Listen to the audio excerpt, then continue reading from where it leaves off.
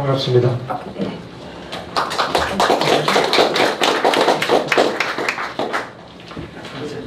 날씨도 더운데 이렇게 모여서 나라 걱정하는 거 보니까 그래도 이 나라가 망하지는 않겠구나 이런 좀 위안이 됩니다. 사실 문재인 정부의 이 반일 역사관의 뿌리를 추적해 올라가 보면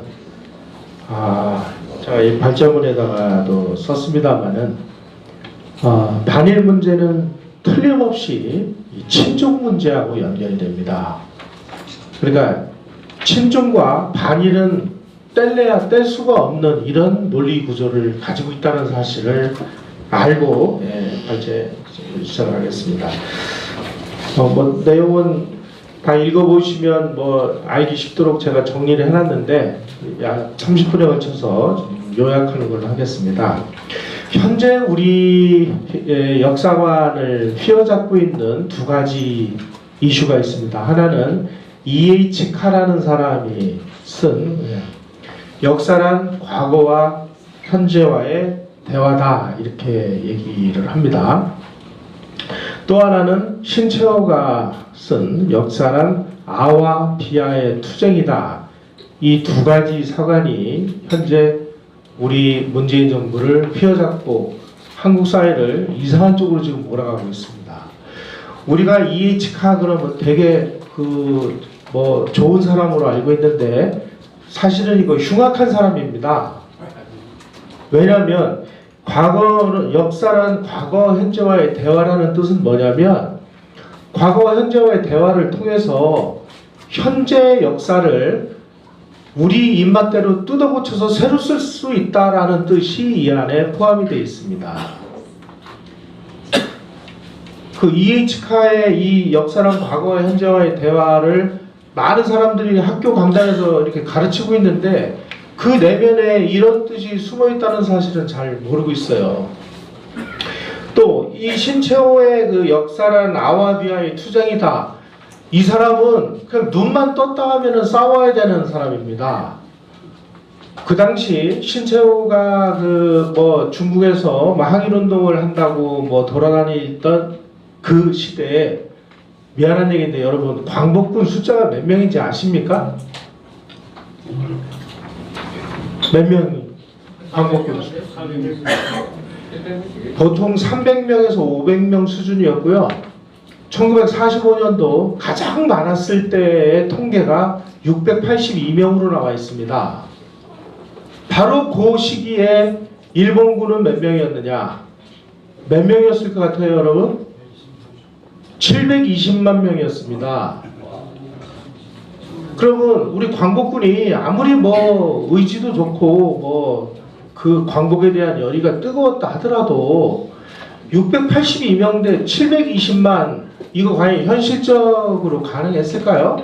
이런 거는 이 사람한테는 필요 없는 거예요. 무조건 투쟁을 해야 된다고 외칩니다. 투쟁을 안 하는 놈들은 전부 우리의 적이니까 이놈들은 다 암살해야 돼 라고 주장하는 게 김원봉의 의열단이었습니다. 이런 식의 사고방식을 가지고 있는 사람들이 역사를 지금 제멋대로 자기 편한 대로 지금 역사를 쓰고 있습니다. 이러한 역사를 제멋대로 쓸 수 있고 투쟁을 하는 것만이 옳은 사관이다라는 그 첫 번째 문제점이 있고요. 두 번째로 아주 더 큰 문제점이 있습니다. 이거는 근거가 있든지 없든지 상관없습니다. 무조건 한국은 우월해야 돼요.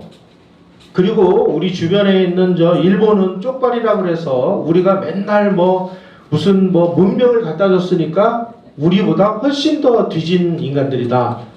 이렇게 무시를 합니다. 똑같이 무시를 하는 그런 집단이 있었습니다. 여진족입니다. 문제는 우리가 그렇게 그야말로 인간 취급도 안 하는 이 오랑캐라고 그렇게 멸시하던 이 여진족 오랑캐가 청나라를 세워가지고 명나라를 무너뜨리고 중국 대륙을 차지했다는 뜻입니다. 그러니까 이제 조선의 이 오배불망 그야말로 막 상국만을 그 섬기던 이 사람들이 멘붕 상태가 돼가지고 1637년에 병자호란이 일어나서 인조가 저 지금으로 치면은 저 잠실 그 삼전도에 가가지고 3번 머리를 조아리고 9번 이마를 땅에 찢는 그런 그 항복을 했습니다. 중국이 우리를 쳐들어온 게 아니고요. 여진족이 우리를 쳐들어온 겁니다. 이거 착각을 하시면 안 됩니다. 이렇게 하대를 하고 조공을 받았던 이 여진족 오랑캐들한테 그 참혹하게 당하고 나니까 이거를 뭔가 그 극복을 해야 되잖아요. 그래서 들고 나온 게 이제 북벌론이라는 것입니다. 그 당시 조선의 군대가 10,000명이었습니다. 청나라 군대 300만 명이었습니다. 아니 이거 어떻게 이거를 그 북벌을 해요?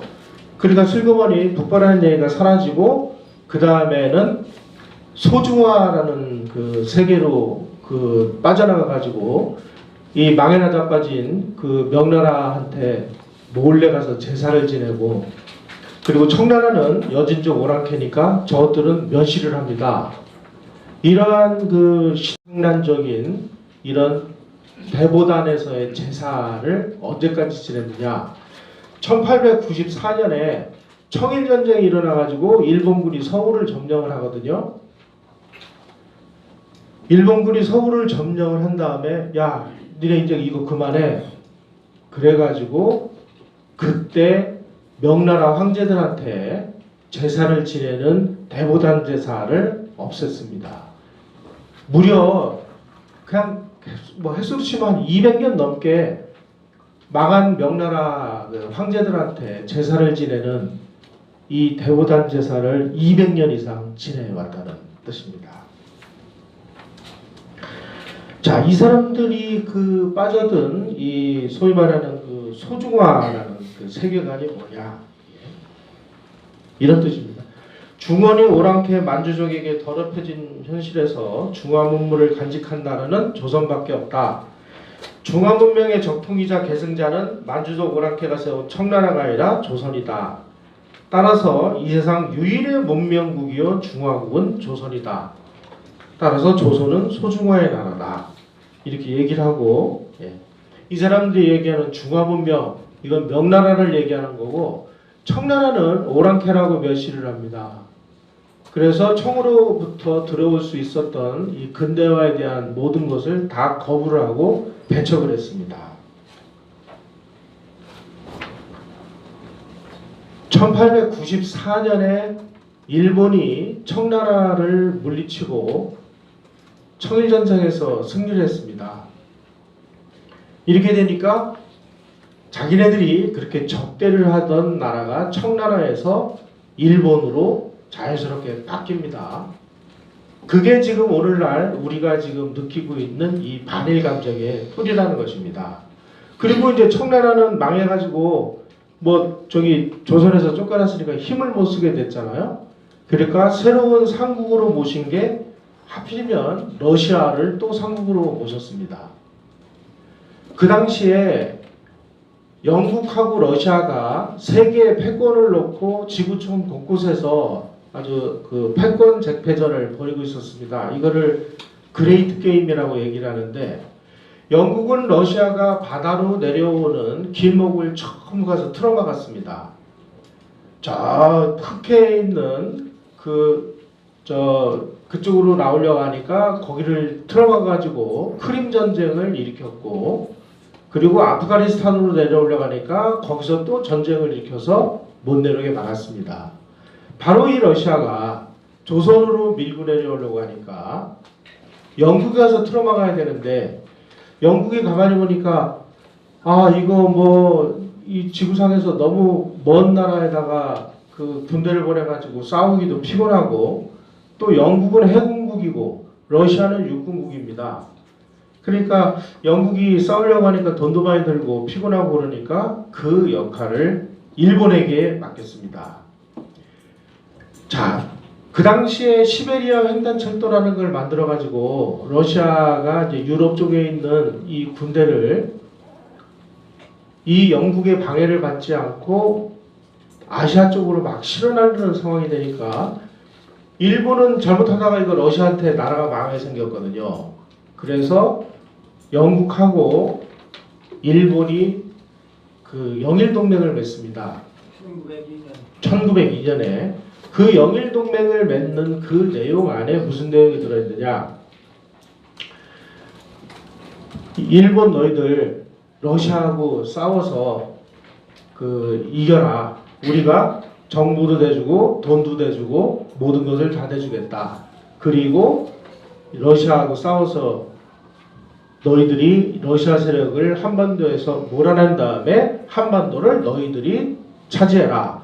이런 조항이 영일동맹에 들어있었습니다.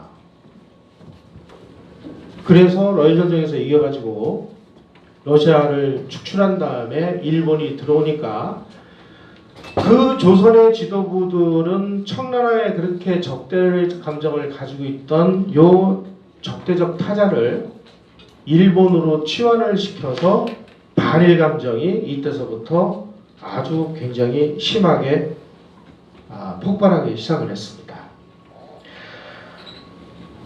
지금 현재 좌익 진영들은 역사를 어떤 식으로 그 정리하고 있는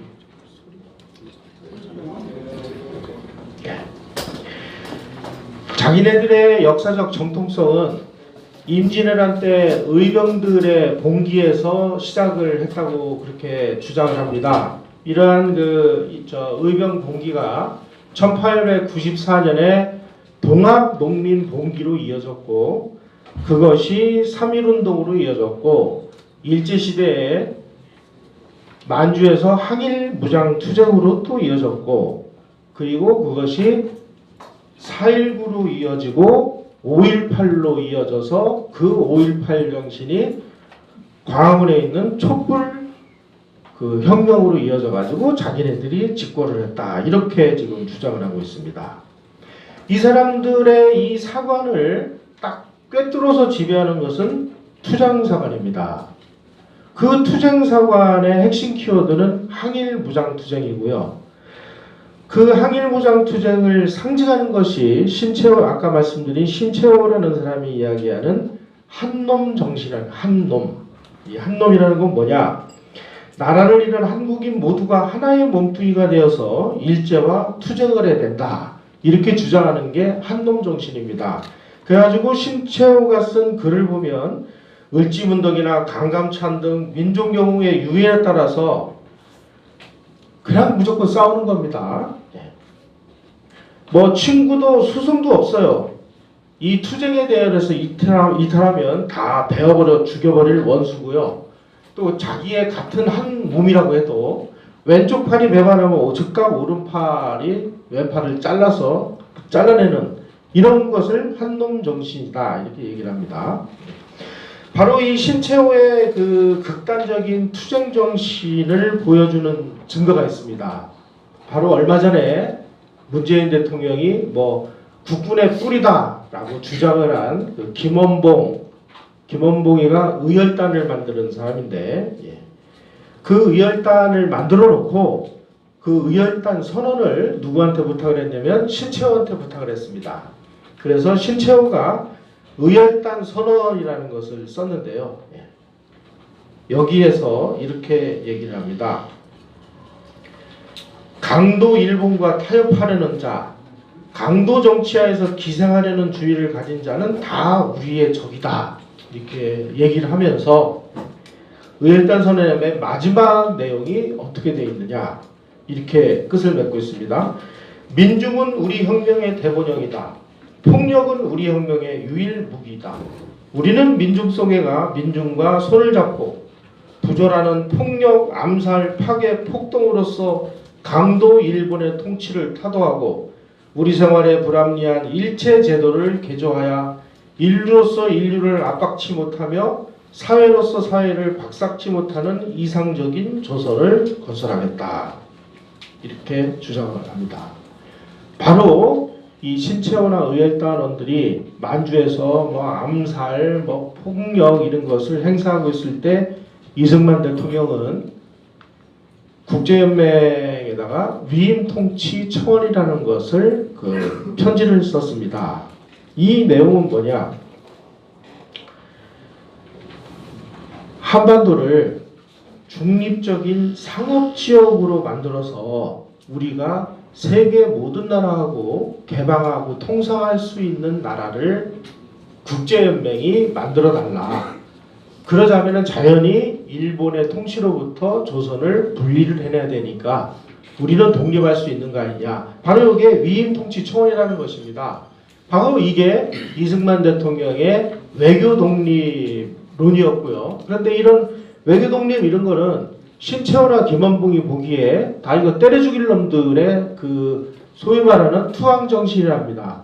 그래서 김원봉의 의열단이 이승만이 그 당시 상해에서 대통령으로 재임하고 있을 때 위임 통치 청원 문제가 제기가 됐을 때 이승만을 암살하기 위해서 의열단원을 상해에다가 보냈습니다. 이승만이 그걸 알고 상해에서 나와가지고 필리핀을 거쳐서 다시 하와이로 돌아갑니다. 그 당시에 신채호는 이 이승만의 위임 통치 청원 이야기를 듣고 이렇게 얘기했습니다. 이완용은 있는 나라를 팔아먹었는데 이승만은 있지도 않은 나라를 팔아먹은 나쁜 놈이다. 이러면 죽여야 된다. 이 사람은 위임 통치 청원이 무슨 뜻인지를 이해할 수 있는 그런 지적 능력이 없었던 사람입니다. 정말 웃기게도 바로 이처럼 중국에서 독립운동을 하고 항일 무장투쟁을 했다고 주장하는 사람들은 거의 대부분이 중국 정권이나 중국 국민당 정부나 모택동 정부의 그 의지에서 그들의 지원금을 받아가지고 활동을 했다는 사실입니다. 예를 몇 가지 들어보겠습니다. 그 당시에 그 유인석이라는 사람이 의병을 일으켜서 의병 활동을 하다가 블라디보스토크로 망명을 했습니다. 유인석이가 1911년에 중국에서 신해혁명이 일어났다는 소식을 듣고 이게 이제 우리가 살았다. 이제 한족이 만주족을 몰아내고 중화의 적통을 회복하면 소중화인 조선의 독립이 저절로 해결될 거 아니냐 이렇게 주장을 합니다. 그런데 그 송문이 공화정을 실시하고 공자학교를 폐쇄하고 그러니까 이게 내가 생각하는 세상이 아니네. 그래가지고 절망낙담해가지고 죽었습니다. 그 다음에 그 대한민국 임시정부의 그 국무총리를 지냈던 외무총장 신규식은 광동정부, 광동에서 순원이 그 주석이었는데 이 사람의 그 승인을 얻기 위해서 손문을 예방하는 자리에서 과거에 그 조선의 사신이 명나라 황제들을 그 아련을 할 때 했던 6차례에 걸친 아주 최고의 예우에 경례를 했습니다. 그러니까 중국 신문이 드디어 조선에서 또 와가지고 우리한테 사대를 하는구나. 저 선물을 황제로 생각을 하는구나. 이렇게 보도를 했어요. 이게 알려지는 바람에 임시정부에서 난리가 났습니다. 신규식이가 하도 욕을 많이 얻어먹어가지고 분해가지고 굶어 죽었습니다. 이런 식으로 중국으로 망명한 이 독립운동 세력은 이 조선 성리학자들이 가지고 있었던 이 소중화 세계에서 한 발도 못 벗어났다는 사실입니다. 때문에 중국에서 활동했던 거의 모든 독립운동가들은 중국 국적을 취득하고 국민당 아니면 공산당으로부터 도움을 받아가지고 운동을 했습니다. 우리가 광복군 그러면은 대단하게 생각을 합니다만 아무도 가르쳐주지 않는 불편한 역사에 의하면은 광복군은 중국 장개석 정부로부터 활동비를 지원받는 조건으로 광복군의 통수권, 작전지휘권을 넘겨줬습니다. 그래서 광복군의 작전지휘는 전부 중국군이 했습니다. 이런 광복군을 국군의 뿌리라고 얘기를 하면 그럼 뭘 어쩌자는 겁니까 지금? 이런 식으로 조선 김원보이가 만든 조선의용대, 이거는 중국 국민당 군대 산하에 편제돼 있던 이런 부대였습니다. 이 부대도 중국 국민당 정부로부터 활동비와 월급을 받고 중국 국민당 산하에서 활동을 하다가 이 중국 공산당의 공작에 넘어가지고 거의 대다수의 대원들이 탈출해가지고 모택동 군대로 투항을 해버렸어요. 그래서 모택동 군대에 가서 싸웁니다. 이런 식으로 그 당시에 중국에서 뭐 독립운동을 했던 사람들의 뒤를 캐보면 전부 중국 공산당 아니면 중국 국민당 정부의 그야말로 품에 안겨가지고 그 사람들이 하라는 대로 했다는 뜻입니다. 그런데 이런 역사적 사실에 대해서 우리 국사학계에서는 단 한마디도 얘기도 안 하고 가르쳐 주지도 않고 입도 뻥끗하지 않고 있습니다. 바로 이처럼 옛날에 그 청나라에다가 아주 그냥 그 멸시라고 하대를 하고 적대를 하던 그 의식이 일본한테 이게 투영이 돼가지고 지금 오늘날 이 모양 이 꼴의 이런 이상한 그 역사관이 횡행하고 있고요. 자, 이 사람들이 이렇게 뭐 항일운동 그리고 뭐 무장투쟁 이런 거를 그 끝끝내 우기는 그 마지막 종착역은 제가 보기에는 북한에 수령이 된 이 김일성이를 독립운동의 영웅으로 만드는 그 과정이 돼야 끝나지 않을까 하는 생각이 듭니다. 왜냐면 아니 그 김원봉 의열단처럼 저 의열단 활동은 김원봉이는 저 소련의 코민테른의 자금을 받아가지고 활동을 했고요. 조선의용대는 중국 국민당 자금을 받아가지고 운영을 했고 또 이 사람은 다른 부대원들은 전부 공산당 산하로 도망을 갔는데 김원봉이도 같이 도망가려고 그랬더니 중국 공산당에서 야 너는 오면 안 돼 하고 김원봉이는 제외를 시켰습니다. 왜냐하면 김원봉이는 그냥 곳곳에 돌아다니면서 암살하고 뭐 테러하고 그냥 파괴하고 이런 짓만 한 사람이었으니까 중국 공산당이 보기에도 이거 정말 부담되는 인간이거든요. 그 너는 오지 마. 그래가지고 왕따를 시키고 그냥 거기에 남도록 했습니다. 그러니까 갈 데가 없으니까 자기가 그렇게 그 욕을 했던 김구하고 손을 잡아요. 그래서 광복군 부사령관이 됩니다. 광복군 부사령관이 되고 나서도 광복군 총사령관이 이청천인데 이청천의 지휘를 안 받고 제멋대로 막 활동을 하니까 광복군에서도 왕따를 당하고 그래서 결국은 월북을 한 이런 사람을 지금 독립유공자를 만들려고 지금 눈이 벌게가지고 이러니까 이 사람이 독립유공자가 되는 순간 그 다음에 야 지금 우리 김일성 위대하신 장군님도 보천보 전투 이런 거 화끈하게 했는데 이 사람도 독립유공자를 만들어야지. 결국 이렇게 되면 대한민국은 그럼 소멸되는 거죠. 이 사람들은 6.25 남침도 절대로 그 김일성과 스탈린 모택동의 남침이라고 얘기 안 합니다. 그냥 국내적 갈등이 심화된 결과다 이렇게 얘기를 해요. 자, 마지막으로 정리를 좀 하겠습니다. 지금 현재 문재인 정부가 친일 세력을 이토록 증오하는 이유가 있습니다. 바로 그 과거에 지금 이 사람들이 그 친일이라고 이야기하는 바로 그 사람들이 해방 공간에서 공산 세력을 파괴하고 그들의 공격으로부터 대한민국을 지켜내는데 지대한 공을 세웠기 때문입니다. 한국의 좌편향 세력들이 집요하게 친일파를 공격하는 이유는 식민지 시대에 그들의 행위를 증오하는 게 아니고 해방 후에 대한민국이 건립되는 과정에서 바로 이 공산당들을 때려잡는 그 지대한 공헌을 한 것에 대해서 저주를 퍼붓는 것입니다. 바로 이 친일 문제가 들고 나오면 바로 북한이 여기에 가세를 해서 북한이 열심히 도와줍니다. 그래서 지금 자연스럽게 반일은 친중으로 연결이 되고 친중은 친북으로 연결이 돼서 아주 흥미진진한 그 대결 구도가 만들어지고 있습니다.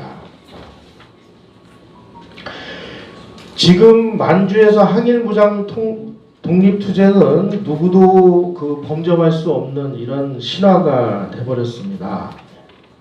그 뿌리를 거슬러 올라가면 한국인들이 가지고 있는 이 근거 없는 일본에 대한 이 우월의식, 이게 그 뿌리고, 이 뿌리는 어제 오늘, 그러니까 뭐 일본이 그 한국을 뭐 강제 병탈한 1910년에 생겨난 게 아니고요.